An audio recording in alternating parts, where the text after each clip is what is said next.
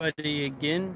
So I was just in the process of answering this question put forth by this atheist: is how do you really interpret the Bible? How do you know which ones to interpret literally? How do you know which parts to interpret figuratively? Separate video, just so you can, because interpretation is actually a really important thing. A lot of people don't know how to do it, and we also get a lot of strange sects in Christianity because of this. So I'm gonna give you all, hopefully, a good, correct, substantial method of interpreting the Bible. So, uh, let's go with number one. The first one is, of course, interpret things literally, always. And what do I mean by that? Well, the what I mean by literally is, if you are to interpret the Bible, you need to interpret it in the way that it was literally meant to be interpreted or to be read. For instance, this goes deep. You actually have to do a lot of research in order to know how this happens. It's just like any other ancient text.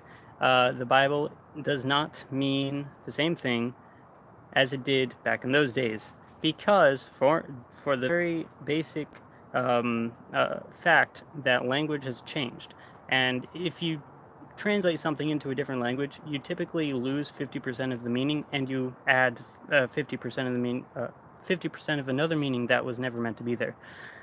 So it's been translated twice or three times or four times. The Bible has to English. So we have lost a lot of stuff and we have gained a lot of stuff.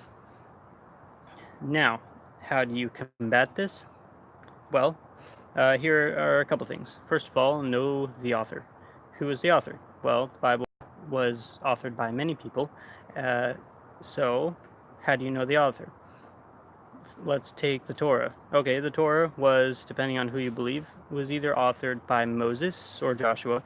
That's the the more orthodox interpretation or stance.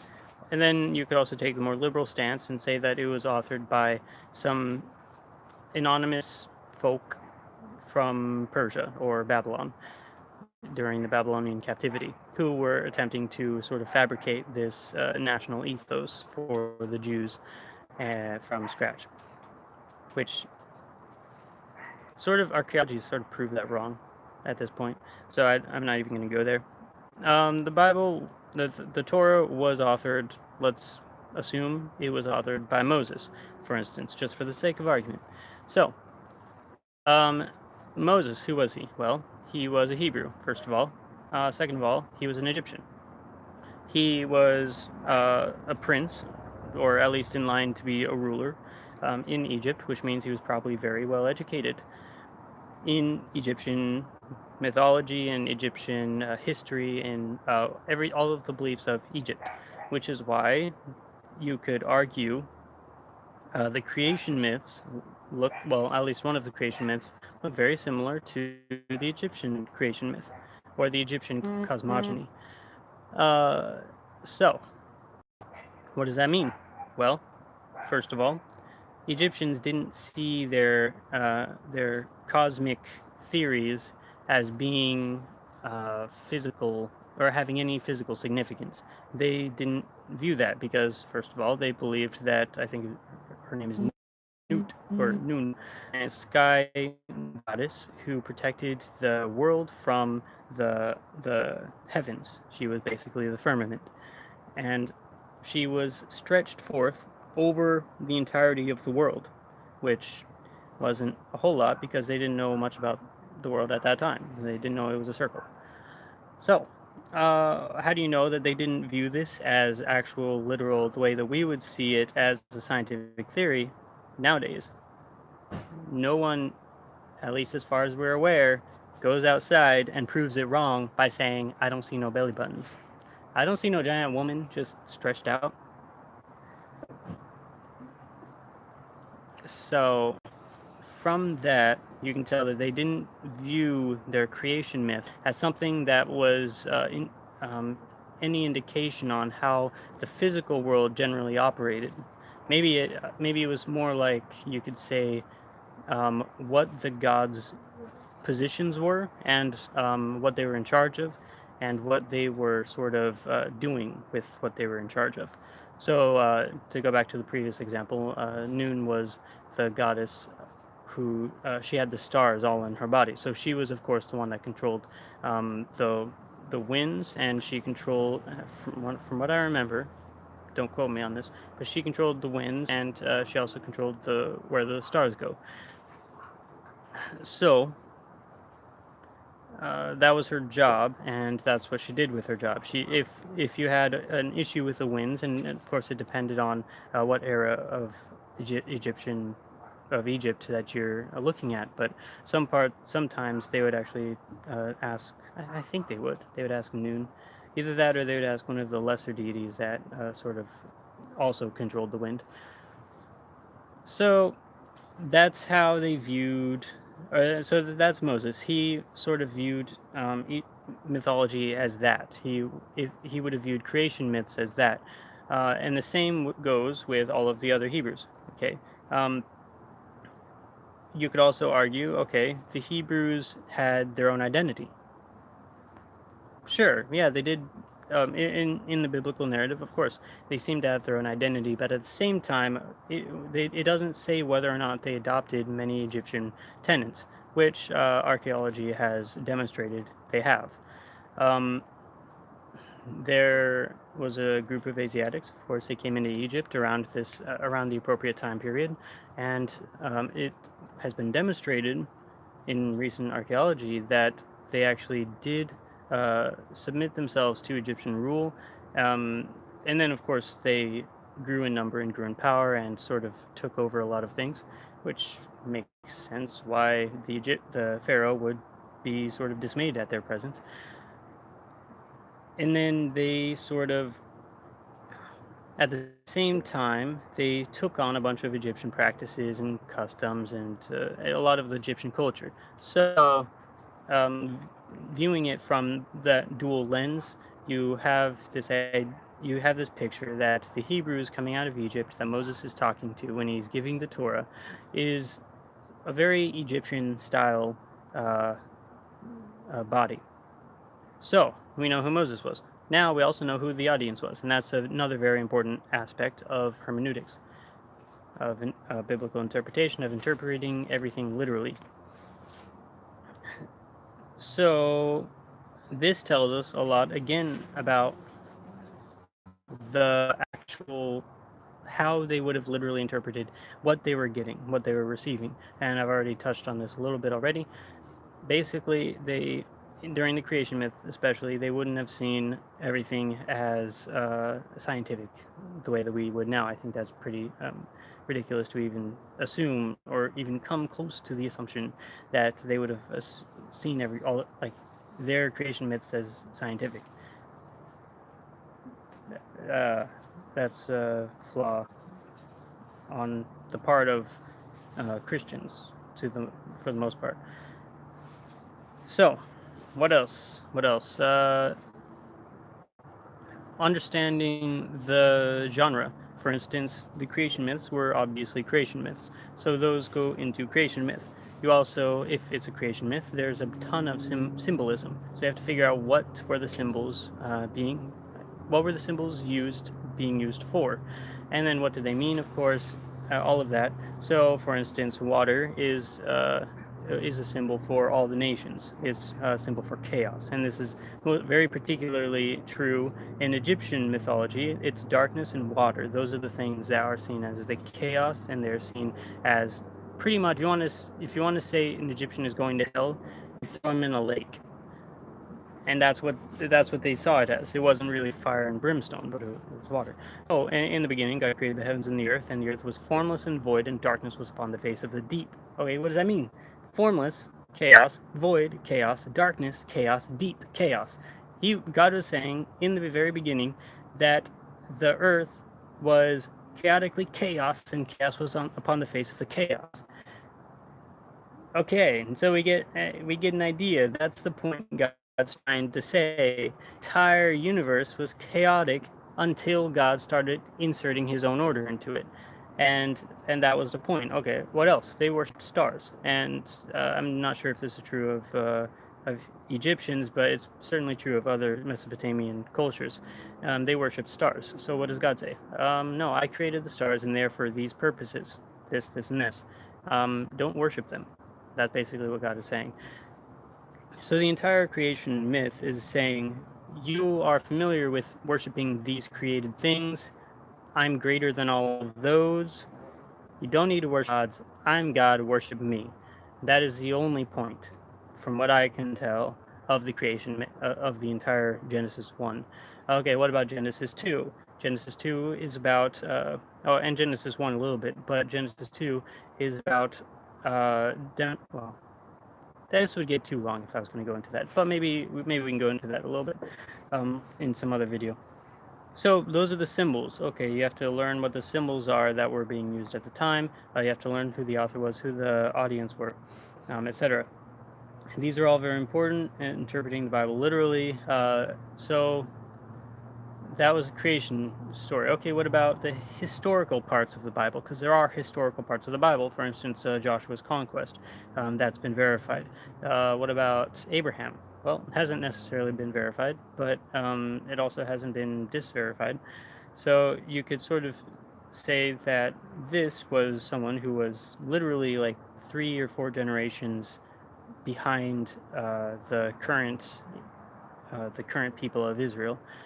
So he's talking about their grandfather, their great-grandfather, and then, of course, their lesser and lesser grandfathers. So what does this mean? Of course, this is historic stuff. So you start interpreting that in more of, and I wouldn't say contemporary history, because it's obviously not contemporary history. It still has sort of the epic mythological feel to it, but it is more along the lines of what we would call history.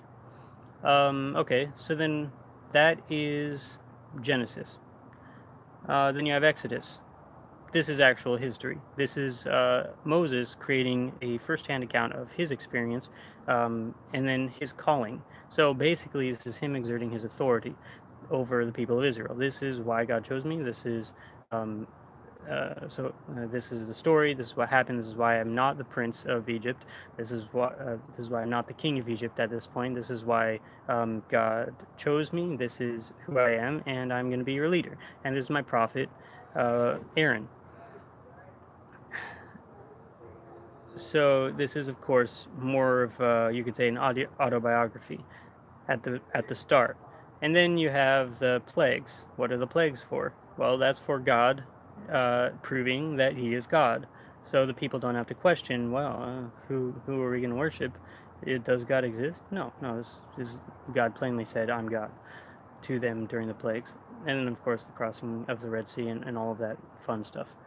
So that's that. Then you get into law.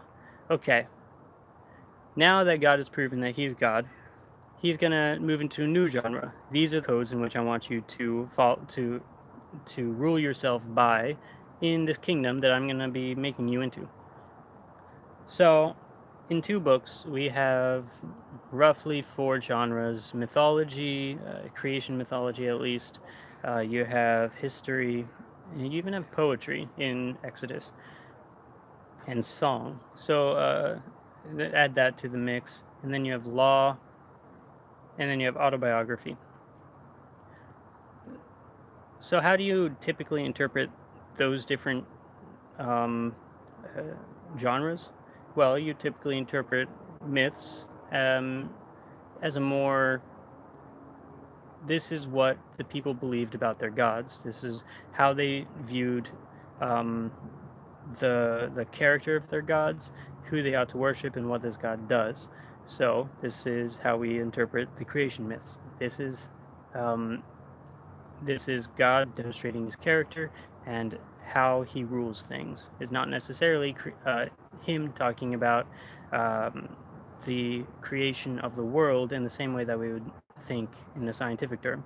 But you have to understand that this is still the literal interpretation, because it's how they literally would have understood it. They would not have literally understood it as a scientific theory on the creation of the world, on cosmology. So you can't really interpret it that way. You can't, And you can, but I don't think you'll get very far. But that's literal. Next, the history. How would you typically literally interpret history? These are real events. These were real people. Okay, so we literally interpret the historical parts as historical parts. Okay, what about the next parts, autobiography?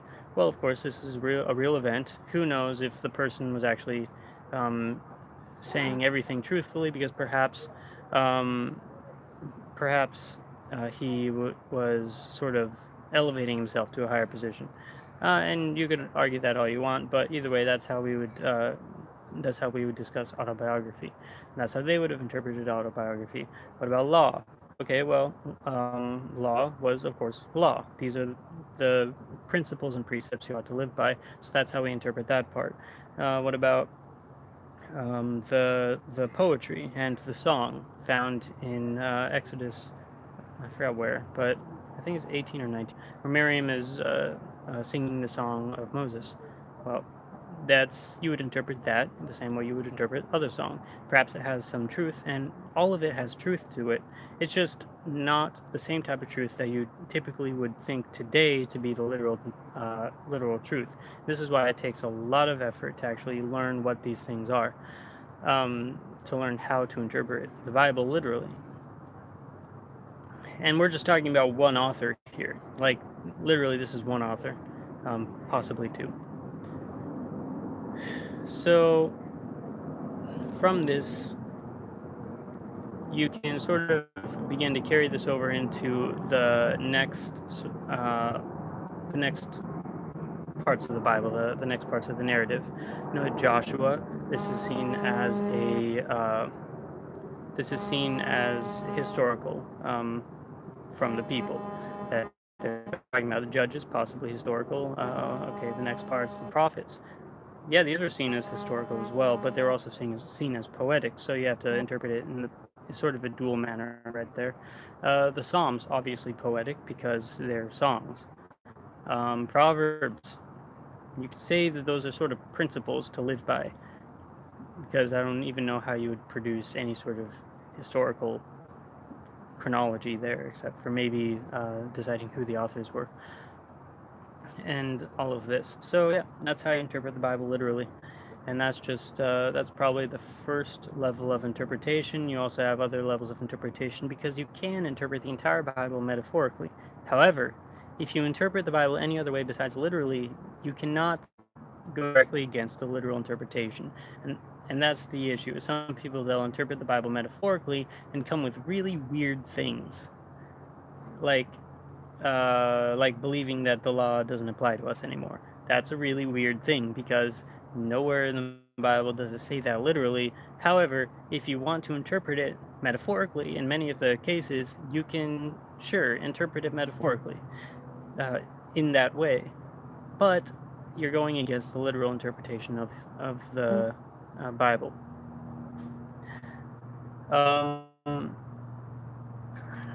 So you could also say that, for instance, you could say Ezekiel, he was seeing aliens. He was witnessing alien presence as he looked up to the throne of God, and no, it was not a throne of God, but they were extraterrestrial species coming down to demonstrate their power and godship over the people on Earth. Nope. That's a metaphorical sense, you could say, a modern interpretation of what was being said, but that's not what he was seeing. That's not how he interpreted it. So you're going against, again, the literal interpretation of the time, again, that the proper literal interpretation of the Bible rather than the 21st century literal interpretation of the Bible. And you are retroactively inserting your own interpretation onto it, and then again you're using a metaphorical interpretation that goes directly against the literal interpretation. You can't do that. And with that, it's been 19 minutes, so I'm probably going to stop right there. So yeah, hope those give some sort of advice or tools, which I understand actually doesn't give any tools. It only makes it more difficult to interpret the Bible. Have fun. Do lots of research, do lots of studying. That is how you come to the realization of truth. in this world.